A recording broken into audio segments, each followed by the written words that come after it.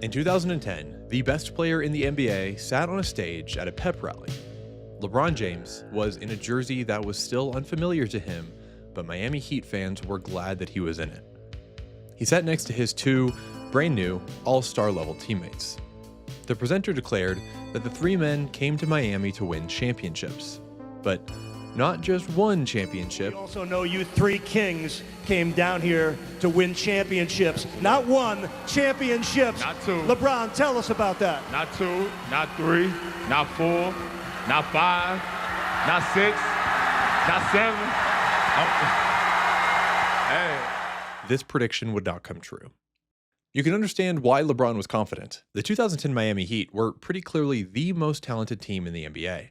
And you can understand why LeBron was feeling a little bit of extra adrenaline and was hyped up for his team.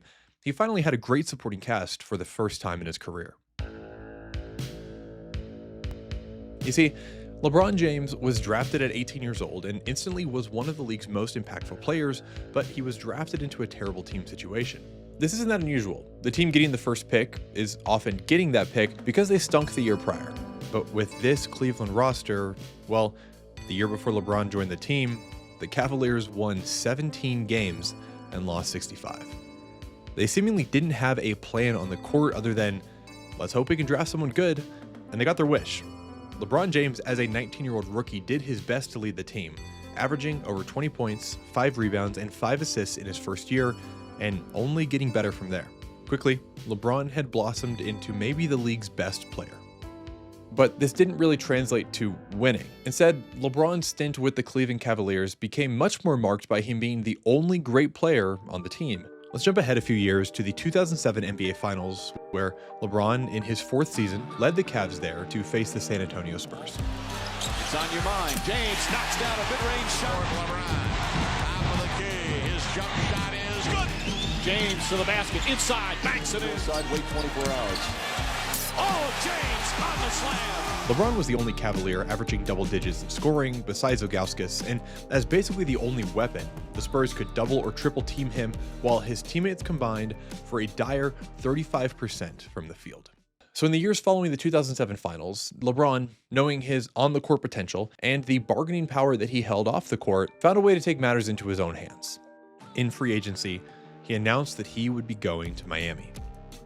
LeBron was joining fellow superstar free agents Dwayne Wade and Chris Bosh, both players who had demonstrated elite, and in Wade's case, MVP caliber play.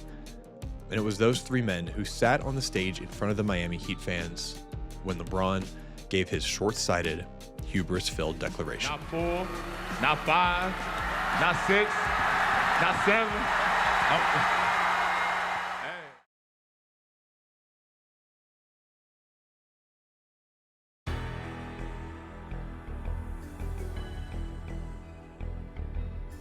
The Senate Majority Leader, Lyndon B. Johnson, was hosting a barbecue on his ranch in Texas. This was not out of the ordinary. However, what they heard on the radio that night was, under the warm Texas air, Johnson and his guests gathered around the Royal AM tube radio.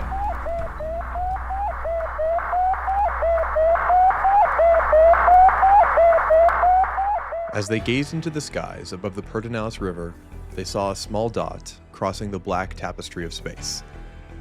And as the USSR entered the stars, the world changed. LBJ remembers feeling the profound shock of realizing that it might be possible for another nation to achieve technological superiority over this great country of ours. With this satellite, the one named Sputnik, the Soviet Union launched the United States into hysteria. Suddenly, they were behind. And in this paranoid and dangerous era of the Cold War, the US, ostensibly the technological leader of the world, could not be behind. In response, President Dwight Eisenhower aggressively pushed the timetable of the country's future satellite plans. They needed to save face and be the next nation to launch a satellite into space. They didn't get there. The Soviet Union launched Sputnik 2 a month after the first launch. And Sputnik 2 was manned, sorry for the poor word choice here, by the first animal to go into orbit, Laika the dog. So now the USSR had launched both a satellite and a living being into orbit. And then, the US were humiliated. In December of 1957, the American satellite exploded on launch. They had rushed it into launch position and paid the price for the lack of preparation. The Vanguard satellite instantly became the laughingstock of the worldwide scientific community. Newspapers dubbed the Americans' attempt Flopnik, Dudnik, Kaputnik, and my personal favorite, Stay Putnik. Sports, or otherwise, humans are uniquely good at coming up with slanderous nicknames. Anyway, after Stay Putnik, the United States refocused their efforts on a next goal, this time being the first to send a human to outer space. NASA was founded in 1958 with the government pouring over $300 million into its budget. The US government and President Eisenhower were all in. They were committed to winning this race. Then on April 12, 1961, the US lost again when the Soviet Union launched cosmonaut Yuri Gagarin into space. For an hour and 48 minutes, he orbited the Earth. And for an hour and 48 minutes, Americans again had to swallow defeat. In the aftermath, the US was mocked with the same fervor that the USSR was celebrated with. The American space program became the villain and the punching bag of the space race. The government who had declared their ambition to win the race and then could not back it up. It was a failure.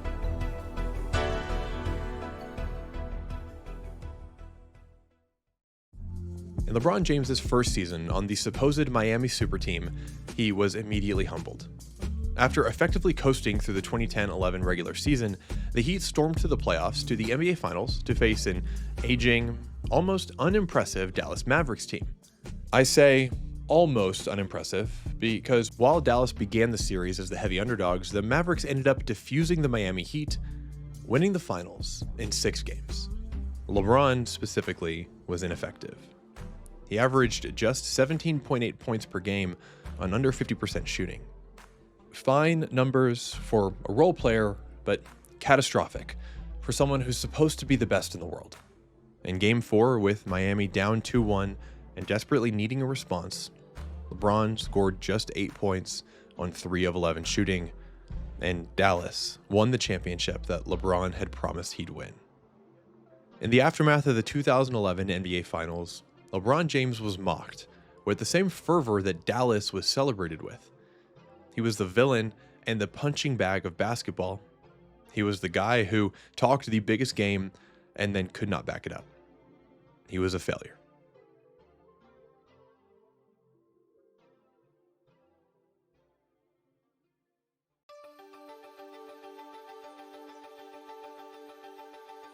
It was a warm day in Texas.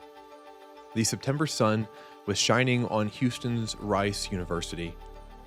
President John F. Kennedy took the stage. He had a great, grand goal in mind. JFK had a vision to rehabilitate the US in the space race. But to do that, after the humiliation they had suffered just a few years prior, it was going to take something unfathomable.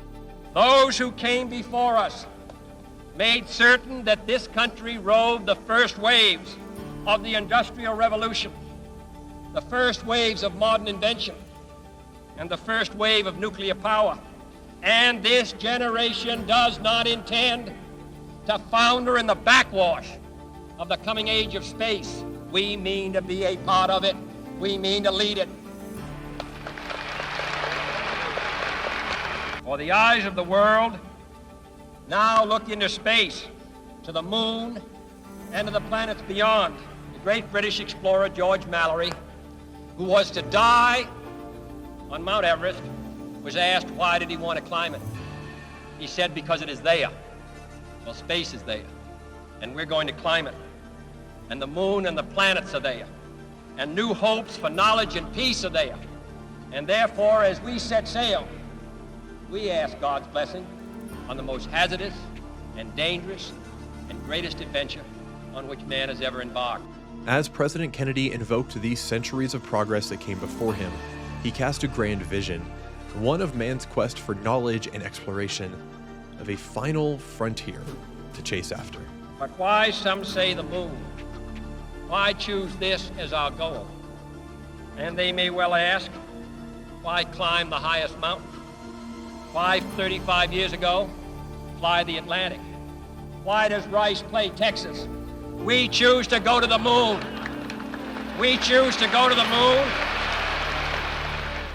To say this was a watershed moment would be to say too little. President Kennedy's ambition to be the first country to put a man on the moon became a rallying cry for the country at large. And it differed from the rushed rallying cries that you heard from the administration before him. Kennedy understood what Eisenhower learned too late, that boldness without preparation is just recklessness. Desperation makes poor fuel for rockets. 3 years after that humiliating finals loss to the Dallas Mavericks, LeBron James wrote a surprise essay that was published in Sports Illustrated. He wrote that, "When I left Cleveland, I was on a mission. I was seeking championships, and we won too. But Miami already knew that feeling. Our city hasn't had that feeling in a long time. My goal is still to win as many titles as possible, no question, but what's most important for me is bringing one trophy back to Northeast Ohio." As we know, LeBron is no stranger to making bold predictions, but in the years between, just as JFK in 1961 learned from Eisenhower's failures before him, LeBron James in 2014 returned to Cleveland carrying lessons learned at Miami. These past 4 years helped raise me into who I am. I became a better player and a better man. Without the experiences I had there, I wouldn't be able to do what I'm doing today. I'm not having a press conference or a party. After this, it's time to get to work. The man making a promise now to Cleveland in 2014 was not the exact same man who promised not one, not two trophies to Miami in 2010. He still held the same utmost belief in his abilities, but it was more controlled, less braggadocious. Just as Kennedy understood that scrambling to get to space would lead to disaster, LeBron's maturation taught him that championships require patience. And just as NASA and the Apollo programs got to work one step at a time, LeBron James arrived in Cleveland and got to work. The first mission of the Apollo program, Apollo 1, was sadly a tragic one. The mission never flew. A cabin fire broke out and killed all 3 crew members, Gus Grissom, Ed White, and Roger B. Chaffee. It was determined to be an electrical fire, one that spread rapidly due to the spacecraft's highly combustible material. This tragedy didn't end the dream of the Apollo program, though. 6 years of progress and focus and development had forged a NASA team who was resiliently bound together and kept on towards their goal. The tragedy paused that goal for 20 months as NASA reworked the lunar module, but it didn't end the dream. LeBron's first season back in Cleveland started slowly. He wasn't the only new member of the team's primary rotation, with Cleveland also trading for forward Kevin Love in the offseason, and it took them a bit to click. The team lost 3 of their first 4 games, and after 12 games, they were still in a losing record at 5-7. But this new group found its footing. Mid-season trades brought in some additional pieces in J.R. Smith and Iman Shumpert, and after reaching 500 at 20 wins and 20 losses, the Cavs then went on a tear, 11 wins a row, including an 129-point thrashing of the Charlotte Hornets. By the end of the season, they had earned the 2 seed in the Eastern Conference and then stormed through the playoffs, with LeBron playing some of the most dominant basketball of his career. They handled the Celtics, and then the Bulls, and then swept the 1 seed Atlanta Hawks in the Eastern Conference Finals.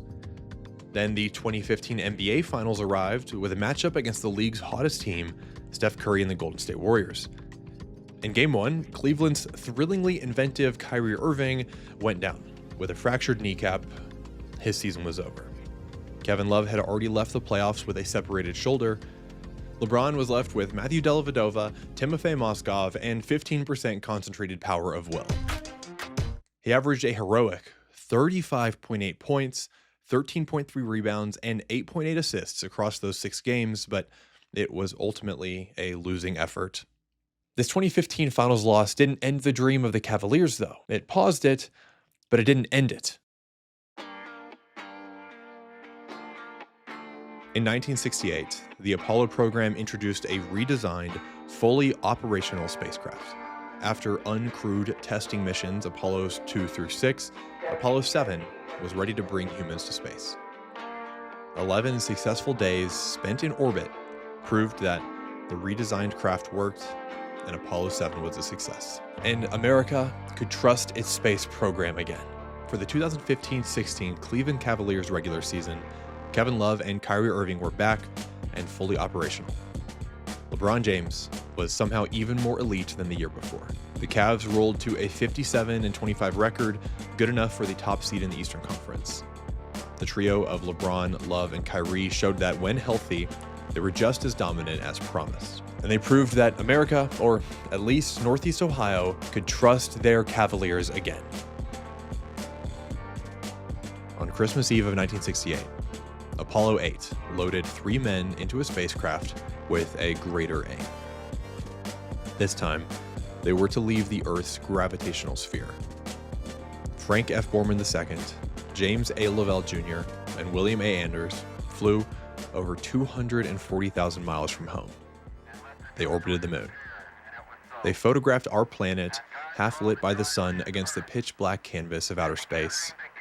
It was the first time Earth was photographed, and not every single member of humanity was in that photograph. And from the crew of Apollo 8, we close with good night, good luck, a Merry Christmas, and God bless all of you on the good Earth. Apollo 8 returned safely. The moon felt within grasp. After getting that 1 seed in the regular season, LeBron and the Cavs got to work in the playoffs. They dominated the Detroit Pistons 4 games in a row, with LeBron's surgical efficiency and Kyrie Irving's scoring being good enough for the team to not even need to push past 4th gear. The 2016 Cavaliers were leaving the atmosphere of the regular season behind. The NBA Finals began to feel within grasp. Apollo 9 spent 10 days in Earth's orbit conducting the first crewed test of the lunar module, that kind of spindly, fragile-looking craft that would have to land on the moon and then launch back. James McDivitt and Rusty Schweikart flew it independently for over 6 hours, testing critical functions like redocking back onto the command module.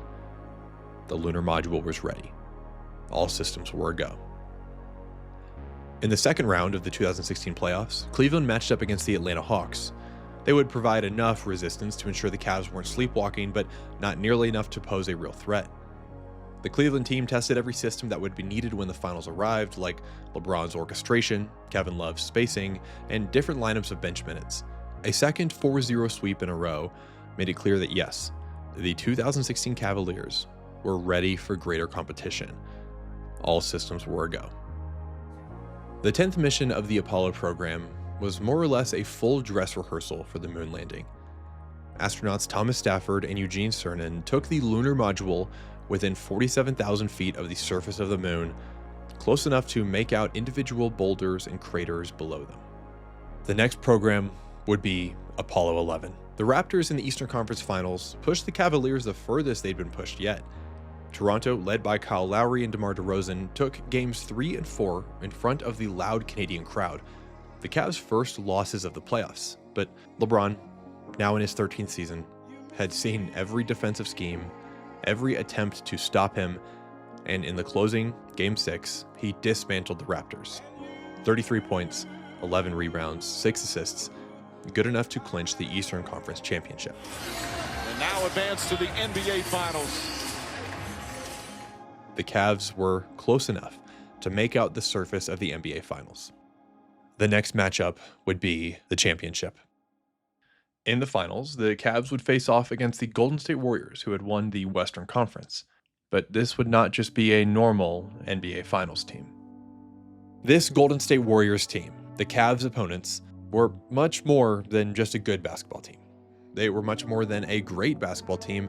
They're much more than just the 1 seed in those playoffs, and much more than being just the newly crowned Western Conference champions. Steph Curry, Klay Thompson, Draymond Green, and the rest of the 2016 Golden State Warriors were unequivocally the greatest regular season basketball team ever. Steve Kerr coached the team to lose only single-digit games and won 73 times. Steph Curry was the league's first and still only ever unanimous MVP. They didn't lose back-to-back games all season. They only lost a record twice at home across the entire NBA calendar. They redefined what basketball could look like, and 60 plus years of the sport now looks completely different because of this Warriors team. They finished with a better record than the Kobe and Shaq Lakers, than the Magic and Kareem Lakers, than Larry Bird's Celtics, than Wilt's 76ers, and yes, better than Michael Jordan's Bulls.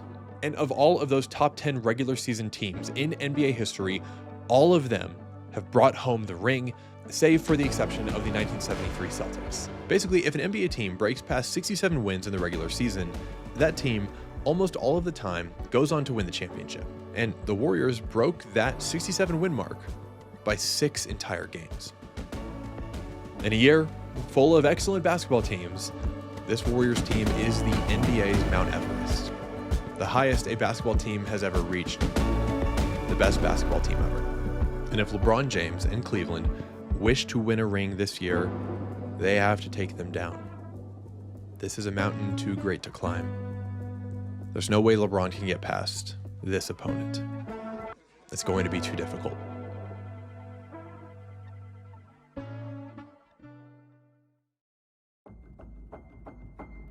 But you know, they say that the hardest things in life are the ones most worth doing. But why, some say, the moon? Why choose this as our goal? And they may well ask, why climb the highest mountain? Why, 35 years ago, fly the Atlantic? Why does Rice play Texas? We choose to go to the moon. We choose to go to the moon in this decade and do the other things, not because they are easy, but because they are hard. Because that goal will serve to organize and measure the best of our energies and skills. Because that challenge is one that we're willing to accept, one we are unwilling to postpone, and one we intend to win. Not because they are easy, but because they are hard. LeBron didn't promise a championship because it would be easy. He promised to bring a championship to Cleveland because it would be hard. He promised to bring a championship home. By now, you've probably realized that I kind of buried the lead. LeBron has another reason, another more personal reason to bring a championship back to Cleveland. On December 30th of 1984, LeBron James was born in Akron, Ohio, at Cleveland Clinic Akron General Hospital. He was introduced to basketball by a local youth coach, got involved with AAU, and then enrolled at St. Vincent High School to play basketball. There, he became the dominant force of the entire high school basketball world. Now, the full LeBron documentary with all of the details is probably for another day. There's just too much to cover right now, but here's the highlights. Drafted first overall to Cleveland at 18 years old, awarded Rookie of the Year at 19, became the youngest player to ever be named to an All-NBA team, became the youngest player to score 1,000 career points, then the youngest player to score 2,000, then 3,000, and then 4,000, and you get the picture. With Cleveland and then with Miami, he earned 4 MVP awards, and now is back in Cleveland to make amends for what he wasn't able to do his first time there. LeBron's opponents in the finals, though, weren't the only roadblock in his way. There's also something a little more mysterious. A curse. A feeling of inevitable defeat that chills the air of Northeast Ohio.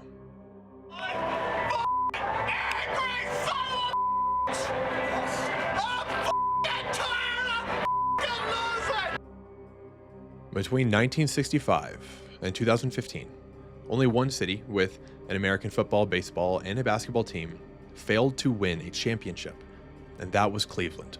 A city known for freezing winters and previously being a cornerstone of the nascent steel, oil, and iron industries in America, the city on the shore of Lake Erie was once a thriving city.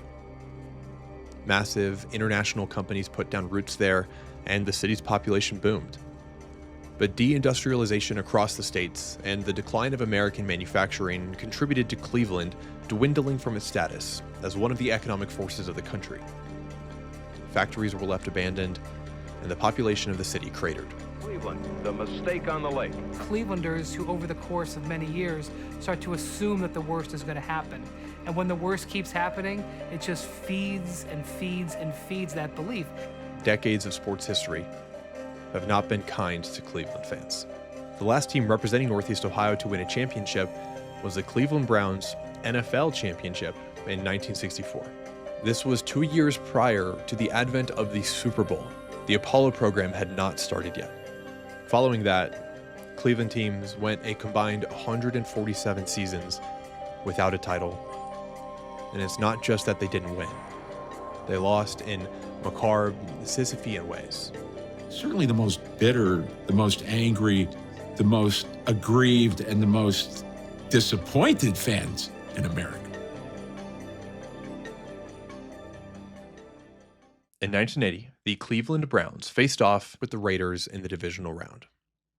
They were at the Raiders' 13-yard line, and they could have kicked a chip-shot field goal to secure a playoff win and keep their run going. But for reasons that are still incomprehensible, the Browns chose to pass instead. With under a minute left, the Browns ran the play, read right 88, and they threw the ball towards the end zone, where Raiders safety Mike Davis caught an interception that ended the Browns' season. Looks, throws, end zone, Newsom. Yeah, it's intercepted. That does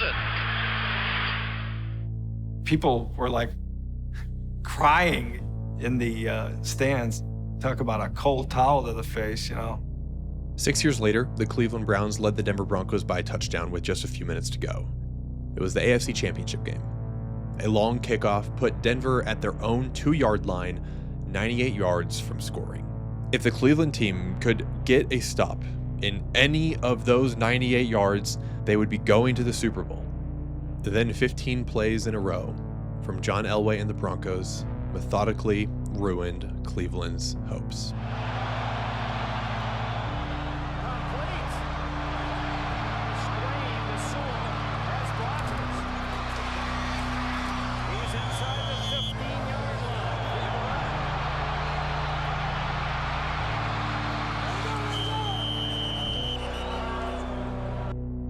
With 37 seconds left, Elway hit Mark Jackson for a 5-yard touchdown to tie the game. Denver won in overtime. This has become enshrined in sports history as the drive, some of the most memorable minutes in NFL history, but for Cleveland, the drive is just a shorthand for the Browns' frustration. I just sat there, just couldn't believe it. There was no sleep that night. I mean, that was as tough a game to swallow. And to this day, I mean, it's 30 years and it's no different. The year after, both Denver and Cleveland met again in the AFC Championship game. This time, the Colorado team led by a touchdown with just over a minute remaining, but they couldn't stop the Browns' running back, Ernest Biner. Ernest's heroics had single-handedly kept the Browns in the game, and he was now threatening another touchdown. Just as he had all game, he took a handoff and ran towards the goal line with a head of steam. Draw to Biner. Ernest Biner. Fumble the ball, and Denver has recovered. Oh, my. There it is, Denver's ball at the 2-yard line. Cleveland fans remember this as the fumble. A Super Bowl appearance was 3 yards away, but it slipped through the city's fingers once more. I'm depressed. A decade of losses later, Art Modell announced in 1995 that he had agreed to move the Browns to Baltimore. Ladies and gentlemen, we have a signed contract in hand. The Browns are indeed coming to Baltimore. This has been a very, very tough road for my family and for me. I leave Cleveland, Ohio, 35 years, and leave my heart, a good part of my heart and soul there. I can never forget the kindness of the people of Cleveland, the fans that supported the Browns for years. But frankly, it came down to a simple proposition. I had no choice. He wanted to move one of the NFL's founding teams, one of its most storied franchises, and a team synonymous with the city of Cleveland, Ohio, to another city, and leave Cleveland without a team. The Browns were religion, the Browns were ritual, and to have that torn away, that hurt people at that depth that defined and sustained them in the world, like religion. How can you throw that all away? I don't understand it. It ain't fair to no one. It ain't fair to none of the people in Cleveland, and it's definitely not fair to the younger generation. It was a sense of disbelief. Could this happen? I mean, is this real? Now it's all ending up like this. That's the way we feel, Art. We feel like we got burnt. The plan for the Browns to leave did change a bit, and the NFL decided to move just the team personnel to Baltimore and create a new team there, the Ravens. The shell of the Browns would remain in Cleveland. Browns fans have never forgotten this betrayal, nor should they, and it is known in Cleveland history as the move.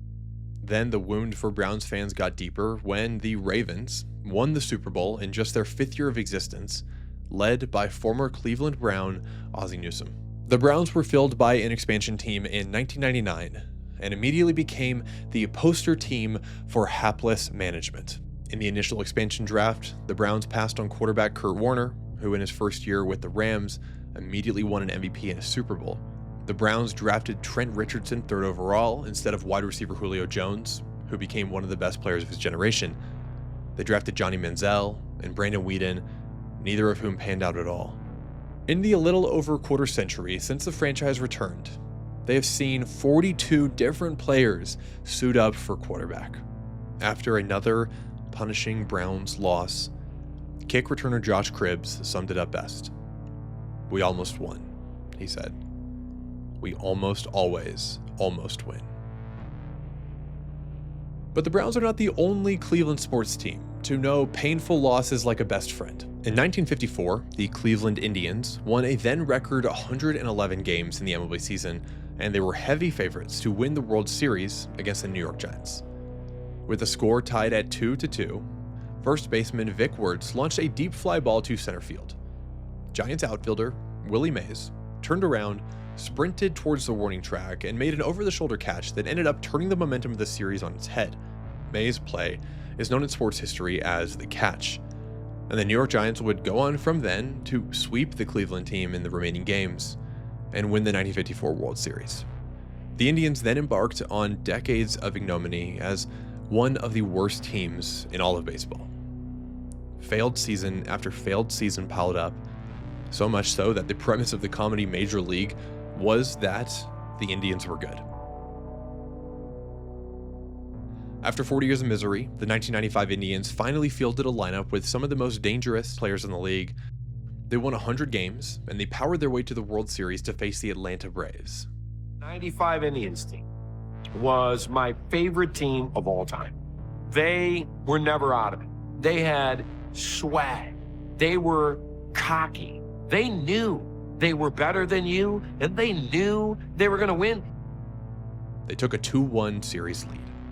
The Indians choked away that lead. The Braves celebrated a World Series on Cleveland turf.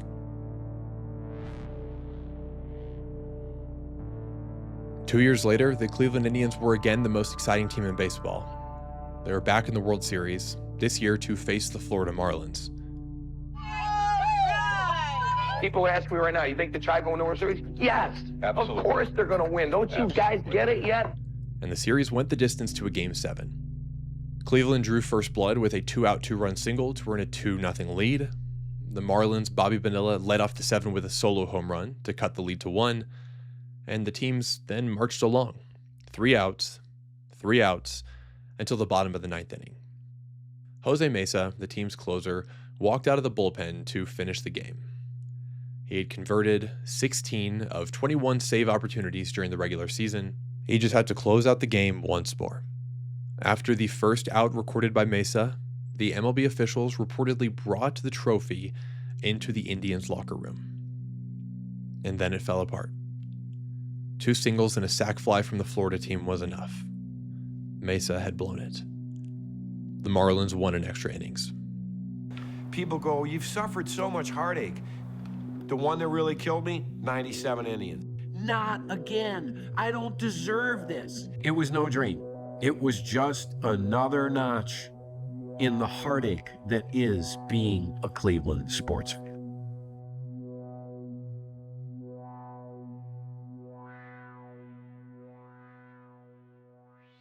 And now basketball. The early years of the Cleveland Cavaliers were marked by consistent failure, only making the playoffs 4 times and never making it finals. By the late 1980s, the Cleveland Cavaliers had built some momentum and they were doing things right. They stormed to the playoffs in the 1988-89 season after a regular season where they beat Michael Jordan and the Chicago Bulls 6 times in 6 games. In the 1989 playoffs, the Bulls and Cavs faced off again. The series was tied at this point at 2 games apiece, and with 3 seconds remaining in Game 5, Cleveland had a 1-point lead, 100-99. Then Michael Jordan took the inbound pass. He looks, he gives to Jordan. Jordan to the circle, puts the shot in the air. Good! The game's over, and the Bulls have won. This was Michael Jordan's first of many signature moments in the NBA, and it would become enshrined as the shot. For Cleveland, it was just another shot at a win in the playoffs that dissolved. Once LeBron James arrived to the Cavaliers in 2003, hopes were as high as they could be. Our luck changes tonight. First pick in the 2003 NBA Draft, the Cleveland Cavaliers select LeBron James. Hopes that the 18-year-old could be the talisman to turn the Cavaliers' fates around. And LeBron, the chosen one, the supposed savior of Cleveland, he wasn't as good as he was expected to be. He was somehow much, much better.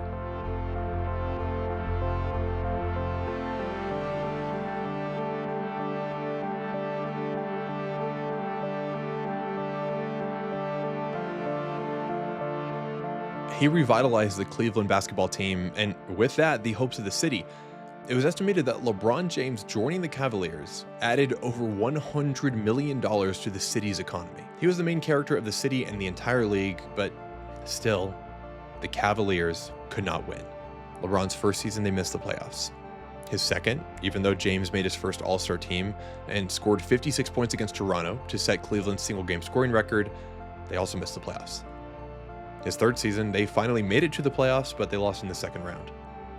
And then in 2007, LeBron, at just 22 years old, scored 25 straight points and 29 of Cleveland's final 30 in a double overtime Game 5 win over the Pistons, one of the greatest individual playoff performances in NBA history, to lead the Cavaliers to win their first ever Eastern Conference title.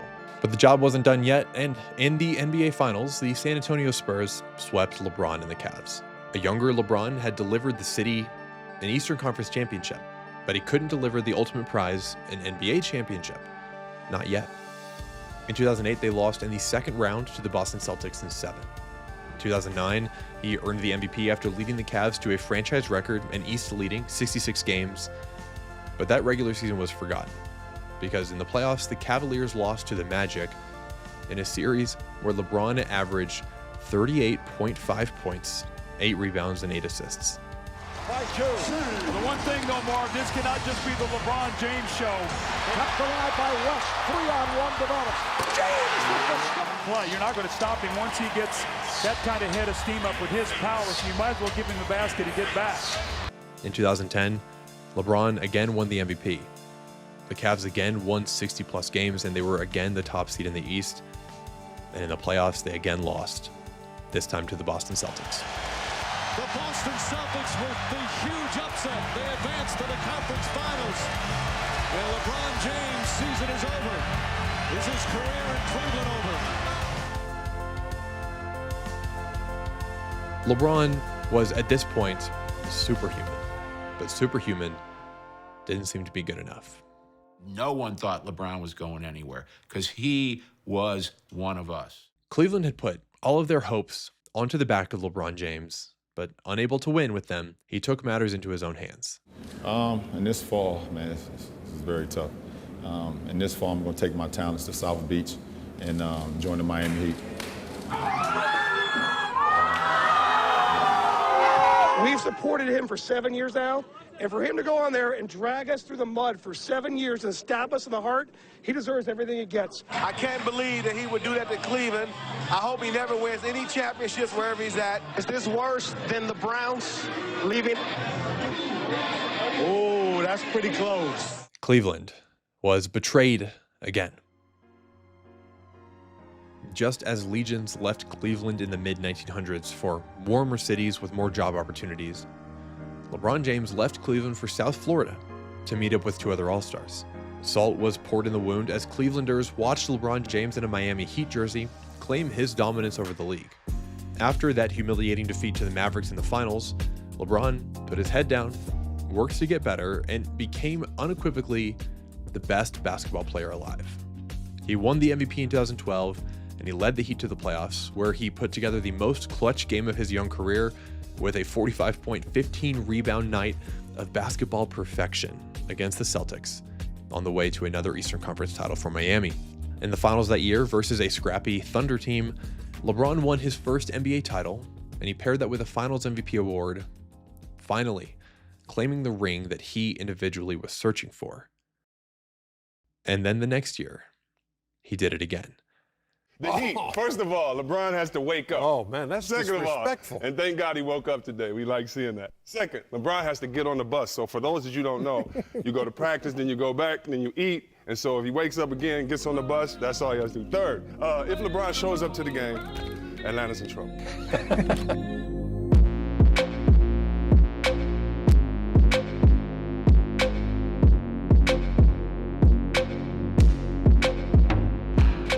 After a regular season where LeBron dominated the league with seeming ease, for the second year running, the Miami Heat won in the finals, and this time over the Spurs. Clutch comebacks in games 6 and 7 clinched the title for the second year in a row for LeBron, and he added to his rapidly growing trophy collection with another league MVP, his fourth in 5 years, and for the second year in a row, finals MVP. Yet, Cleveland fans were still hurting watching their Ohio native flourish while they languished in his stead. LeBron's decision to go to Miami, to leave Cleveland behind, what is now known as the decision, was the final in a long line of these. Iconic sports moments, yes, but moments that really just punctuated Cleveland's sports despair.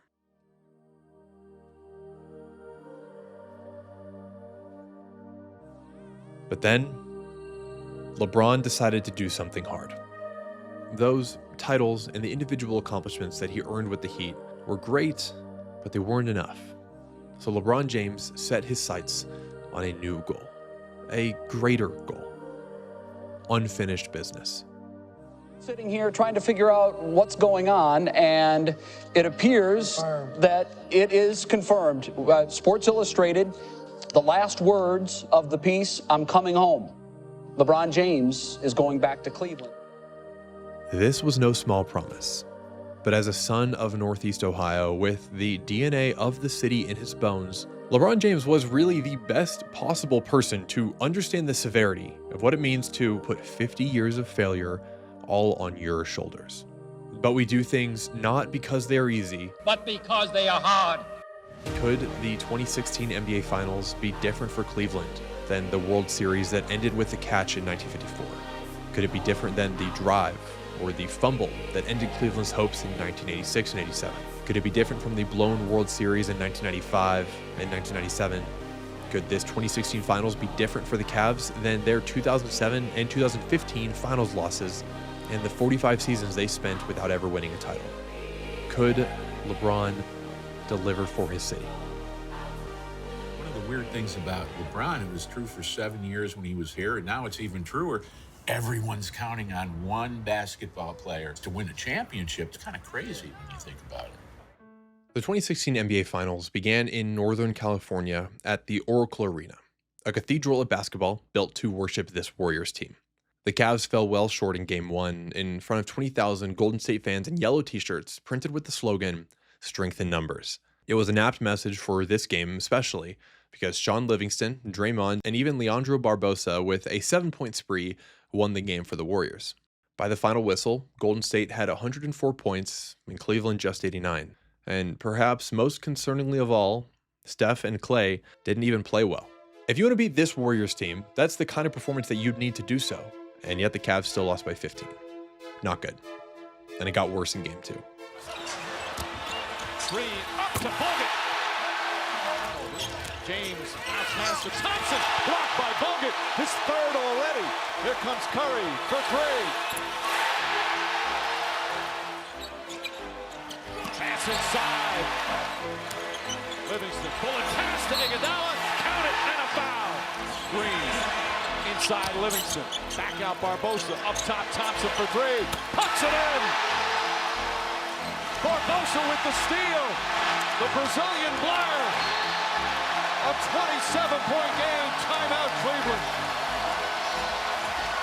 The Cavs were destroyed by 33, the 7th largest margin of victory in finals history. The biggest turning point came in the second quarter when Kevin Love took an accidental elbow to the back of the head and had to be removed from the game due to concussion. LeBron and Cleveland had lost the first 2 games of the finals, and combined, it was the largest margin of defeat any team has suffered in those first 2 games.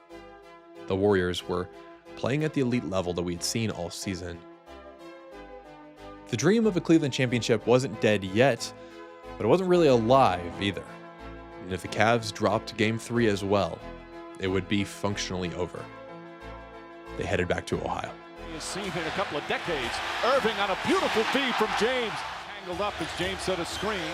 Irving again, Kyrie Irving. Kyrie Irving from way downtown. A wire-to-wire victory for Cleveland. An emphatic response to get them right back in these finals. They lose by 33, come back and win by 30. This was a statement win. LeBron and the Cavs proved that they could compete with those 73-win Warriors. However, if you've watched Steph play for most of his career, you know one thing is true. You cannot keep him down for that long. Sure, he may have a bad quarter, even a bad game, but he always rebounds from that, no pun intended, and he comes back with a vengeance. So now, for Cleveland, alarm bells should be going off, because Stephen Curry has been bad for 3 games in a row now, and that is not going to last. By Irving, picked up by Curry, corner 3, that's good. Curry out to Iguodala, his 3-pointer, that's good. Curry left open, Curry connects. Iguodala to Thompson, Thompson out to Curry, 3-pointer, puts it in. Steph Curry erupted for 38 points, including drilling 7 of 13 threes.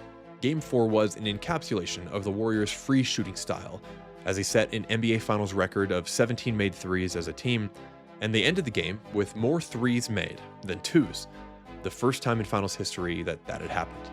And the Golden State Warriors, with a huge win on the road, take a commanding 3-1 lead in these NBA Finals. That win was the Warriors' 88th win of the season, regular and postseason combined. And it broke Michael Jordan's 96 Bulls record for the most wins in a single season. Professional basketball has been played for almost 70 years, and this year's Warriors had officially chased down, caught, and surpassed every great team before them, and they just had one more milestone to hit. They were just one win away from the championship. Decades of basketball history tell us that, almost without a doubt, it would be the 2016 Warriors that would be putting championship rings on their finger, and LeBron, again, would fail to deliver his promise. Prior to the 2016 NBA Finals, there had been 828 different playoff series in the history of professional basketball. In 223 of those series, one of the teams took a 3-1 lead. And of those 223 matchups, 213 of those such teams had closed out the series and won that matchup. Only 10 times had an NBA team ever come back from being down 3-1 in the playoffs, and none of those times had ever been in the NBA Finals. Are the Cavs done? Yes, they are. I don't even know why that's a question. The finals, down 3-1, no team ever has come back. If you're saying you think the Cavs are coming back, you're absolutely lying. The weight of history increases. You look back and you see all of those instances of great teams unable to do it, and you think to yourself, why would I be able to do any different? Everest had just got a lot bigger. Goliath had just got a lot taller. The moon landing had just got a lot more difficult. Everything that needed to be done, when it counted, Golden State was the one to do it, Cleveland did it. It was nice, but it wasn't enough. Nice story, wasn't enough. Why would Cleveland, a sports history defined by losing, do the thing that decades of teams before them couldn't? Well, none of those teams had LeBron James. James fakes, James drives, James finishes. This is drive past Irving, gets inside, layup blocked by James. James against Rush, leans in, tried to draw the foul, got him up, count it, and one. Irving fakes, drives, James on the throwdown. Smith, alley-oop to James. It's Bedlam here in Cleveland. James. I can't feel my face no more. During the finals, LeBron James spent late nights watching old Muhammad Ali fights. The legendary boxer had passed away just a few weeks before Cavs-Warriors began. LeBron watched as Ali, despite taking blow after blow throughout the bout, never dropped his head. LeBron watched as Ali exuded unthinkable belief. He never stopped taunting his opponent, never stopped believing that he was the better fighter. And when Ali's opponents eventually tired, he finished them. And LeBron watched as the greatest outlasted and stood over his defeated opponents. People have feelings, and people's feelings get hurt, even if they're called a bad word. I guess his feelings just got hurt. No, I'm not. What did you say, Clay said? Clay said, I guess he just got his feelings hurt. In Game 5, LeBron scored 41 points, grabbed 16 rebounds, and added 7 assists, 3 steals, and 3 blocks. They won 112-97. Back in Cleveland for Game 6, LeBron James put up another historical stat line. LeBron became the first player since Shaq to score 40 or more points in back-to-back finals games. He was elite in every way that you can imagine someone being on a basketball court, leading all players on both teams in points, rebounds, assists, steals, and blocks. But more than just the stats, LeBron broke the Warriors' spirit over his knee. Making a statement on both sides of the floor. Says to the two-time MVP, get it out of here. Not on my watch. What a turnaround in these NBA Finals. The normally calm and cool Steph Curry fouled out at the end of the game and was fined for hurling his mouth guard into the stands. Steve Kerr went to the media to criticize the officiating. Draymond Green was forced to sit on the sidelines during Game 5 after hitting LeBron in the groin and getting a technical. As Mark Berman wrote, the wheels are falling off the Warriors' express to immortality.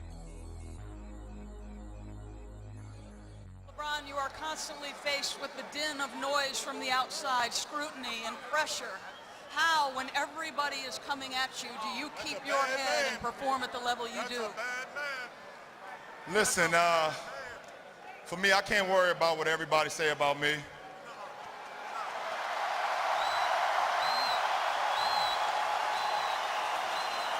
I'm LeBron James from Akron, Ohio, from the inner city. I'm not even supposed to be here. That's enough. Every night I walk into the locker room, I see a number 6 with James on the back. I'm blessed. So what everybody say about me off the court don't matter. I ain't got no worries. LeBron and his mother Gloria grew up in poverty. Before LeBron was 10 years old, he had seen his house bulldozed by the city, and he had been forced to move over a dozen times. Since before LeBron James was old enough to vote, he has had a world of expectation thrust upon him. He was on the cover of Sports Illustrated when he was 16 years old. He was called the Chosen One. His high school games were nationally televised, and he was declared to be the next MJ. And if you were having praise upon praise heaped upon you, it would be easy to just believe those praises are true instead of aspiring to something greater. The natural thing for someone to do who was as gifted as LeBron would be to take a day off here and there, to settle for a nice career, make some money, win some titles in Miami, maybe keep adding to your individual trophy case. But LeBron James has never been okay with just assuming the titles given to him by others. When he was criticized by the media for being a weak defender, he grinded away on that side of the floor, and then for 4 years in a row, LeBron James was ranked among the top 3 defenders in the league. When his team lacked a dedicated playmaker, LeBron learned how to become an offensive orchestrator, and then he dished out by far the most assists of any player in the 2015 playoffs and again in the 2016 finals. When Michael Jordan publicly declared that all you needed to do to defend LeBron was make him go to his left, he worked on that weakness and he became proficient at finishing with his left hand. He has transformed his on-court game countless times to adjust to the needs of his team and the competition in the league around him. He has played every position, and he has guarded every position on the court. Just like John F. Kennedy, James created his own mythology of greatness. He didn't need to promise his city a championship. He didn't need to assume the weight of decades of a cursed city and the suffering that they'd faced. But we do things not because they are easy, but because they are hard. One of the most defining elements of LeBron James's life and career is that he has consistently and publicly taken matters into his own hands. This reality has often irked his critics. LeBron has been called selfish, a traitor, been called the most clueless athlete in sports. He has been blamed for growing up without a father figure in his life. He's had thinly veiled insults like diva, entitled, arrogant, no killer instinct, leveled at him throughout his career that have often been in poor taste because LeBron doesn't fit inside the box of what some people think that athletes should act like. But LeBron James has always just kept marching forward. I think that he understands that all of life is just an endless fight against entropy. Time keeps marching on whether we want it to or not. And we must not let life just pass us by. The poet Anatole France wrote that to accomplish great things, we must not only act, but also dream. Not only plan, but also believe. If you want to go to the moon, you must believe that you can, and then found NASA and build a spacecraft from scratch.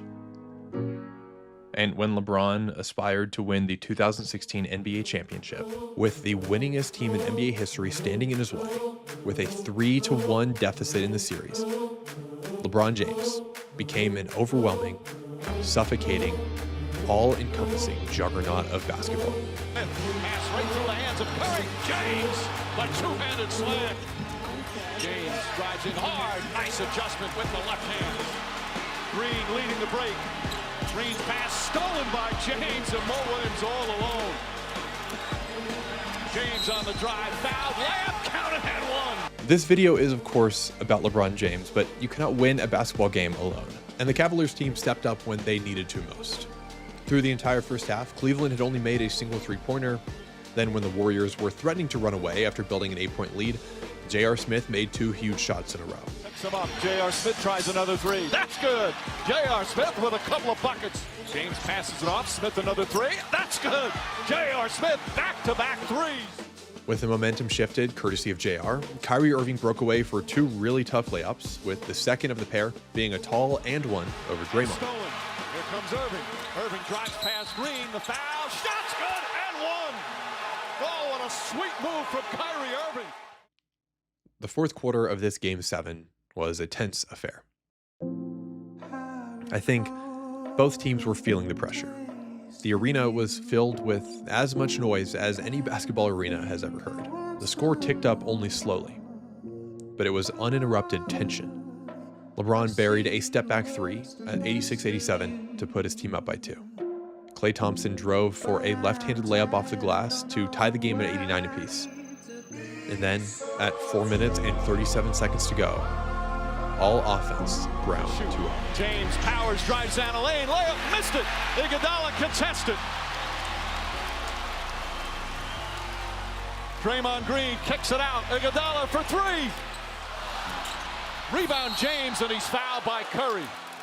LeBron grabbed this rebound to make it a triple-double with 26 points, 10 rebounds, and 11 assists. Only 2 other men had ever achieved one of those in a finals Game 7. But LeBron wasn't interested in the stats for stats' sake, saying before the game, at the end of the day, I'm here to win a team championship, not an individual prize. With about 2 minutes to go, Kyrie Irving drove in and floated a shot off the mark, high around the rim. Andre Iguodala scooped it up and turned around to see an open court ahead of him.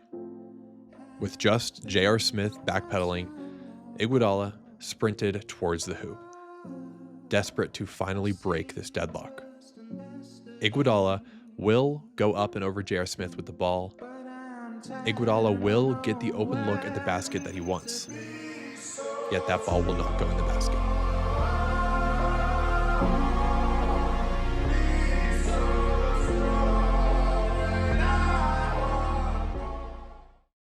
You know, earlier I mentioned all of the specific ways that LeBron added different things to his game, the lefty finishing, the playmaking, and so on. Well, there was one other thing that I didn't mention yet. Earlier in LeBron James's career, he began exploring this new way to exercise his athletic dominance over his opponents, the chase down block.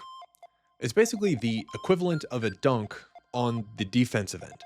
He made it his signature, so much so that the Cavaliers started keeping track of chasedown blocks as its own statistical category, and LeBron unsurprisingly led everyone in the NBA in that metric. It's a near impossible thing to get right. You have to have the speed to chase down another NBA-level athlete, the timing to block the ball without it being a goaltend, and the precision to jump basically up and around them without falling. ESPN's Sports Science estimated that a chasedown block has a window of success of about 0.2 of a second.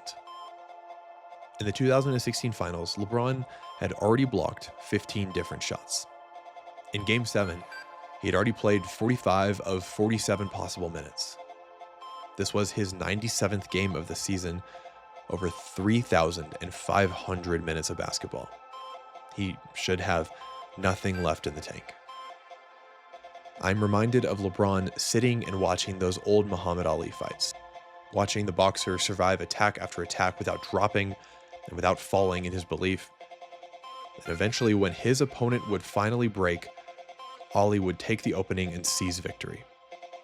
Steph Curry passed the ball back to Andre Iguodala, who rose up for the layup, but there was someone trailing him from behind. LeBron remembers thinking, just don't give up on the play. Just don't give up on the play. J.R. Smith gets in front of the ball just enough to get Iguodala to delay his release by a microsecond, and that would be enough. It's difficult, and probably foolish, to try and sum up someone's life or work or career into one singular moment. That said, however, there are certain moments that become indelible, part of memory, and in an athlete's life especially, those certain moments, the ones that get replayed for decades, become how we define their legacy. Were they great, or did they fall short? Those are the kind of moments that define greatness.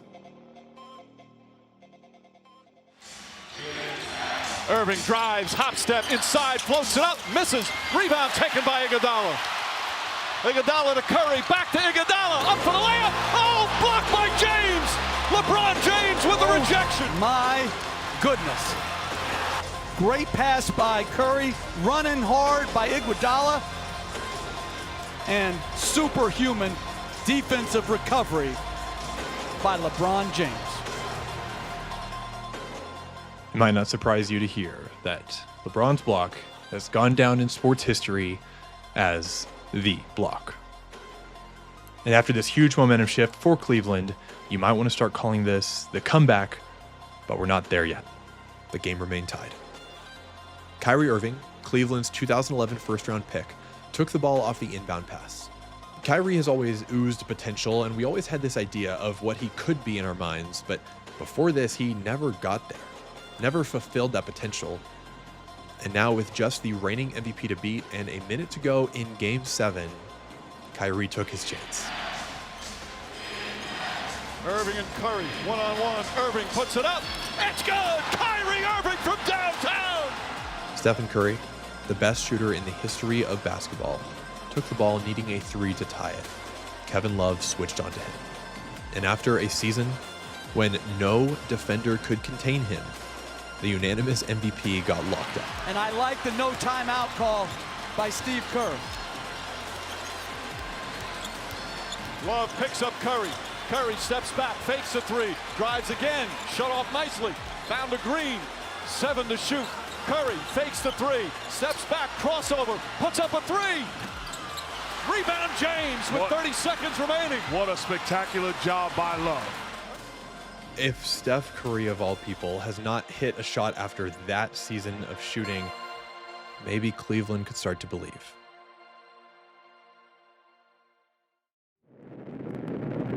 On July 16th, 1969, over 1 million spectators watched as a Saturn V rocket successfully launched from the Kennedy Space Center. 3 men were on board: Michael Collins, Buzz Aldrin, and Neil Armstrong. NASA's spacecraft entered orbit and headed for the moon. For decades, Cleveland has endured being called the mistake on the lake, an accursed city. Clevelanders have seen their city shrink rapidly. They've seen John Elway in '86 and a fumble in '87 destroy the Super Bowl hopes. They've seen the Indians choke away World Series chances. They've been close many times. But Cleveland has never sealed the deal. Kyrie sprinted down the floor, lost the handle but kept it alive, and the ball found its way to LeBron, who was fouled going up for a dunk. He just needed one free throw to make it a two-possession game. He missed the first, and the Northern California crowd roared. LeBron didn't hear them and made the second. The Cavaliers led by 4 points as the game clock ticked away.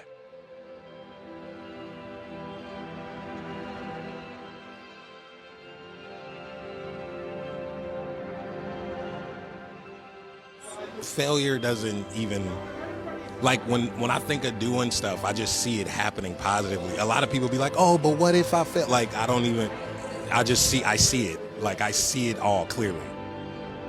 Don't ever let somebody tell you you can't do something. Not even me. You want something, go get it. Period.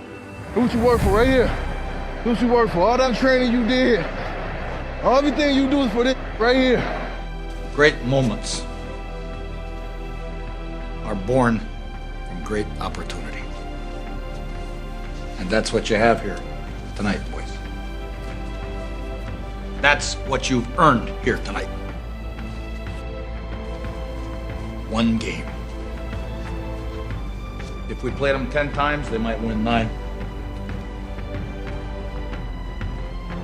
But not this game. Tonight, we stay with them. And we shut them down because we can.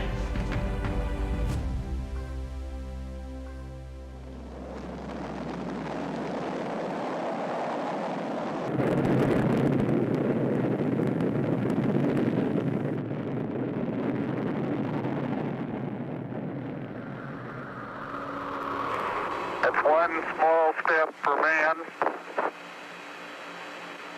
one giant leap for mankind. Yes, indeed. They've got the flag up now, and you can see the stars and stripes on the lunar ticket.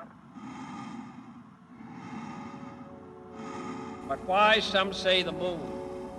Why choose this as our goal? We choose to go to the moon. We choose to go to the moon in this decade and do the other things.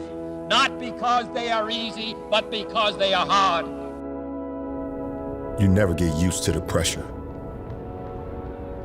You just learn to embrace it. Expectations aren't a burden, they're a privilege. Because it could be worse. No one could expect anything at all. I'm LeBron James from Akron, Ohio. That's enough. Number 3 won't go. Rebound tip taken by Spades. Final seconds. It's over. It's over. Cleveland is a city of champions once again. The Cavaliers are NBA champions.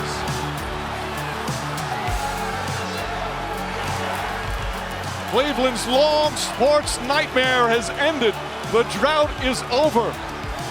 52 years. Time to celebrate a title. And the emotions for LeBron James, who delivers on his promise to come home and bring a championship to his beloved hometown.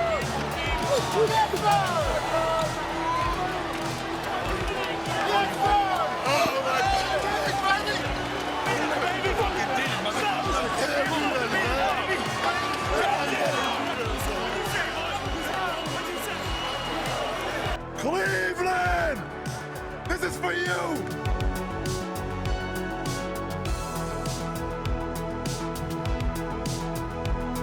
LeBron James and President Kennedy did not need to make the promises that they did. They did not have to dream big. But they did. Thank you so much for watching. If you're still here, that was a long one. I'm pretty sure my longest video that I have made yet. And thank you for watching and giving me your time. This was just such a big story to research, for lack of a better word. There was just so many things, whether it was like the moon landing or basketball specific things or LeBron's life or whatever it was, but hope I did it justice. This is one of the most defining American sports moments ever of my lifetime. And yeah, I hope I kind of captured everything in this video. if you are still here, you clearly like this kind of sports content, so you should check out the rest of my channel. I also have a 2016 series where I'm going through each of the biggest moments from that year of sports. This is number 13 of the series. The series is going to be 15 full episodes long, so you should definitely go check that out if you're not caught up on it. And I will see you in the next one.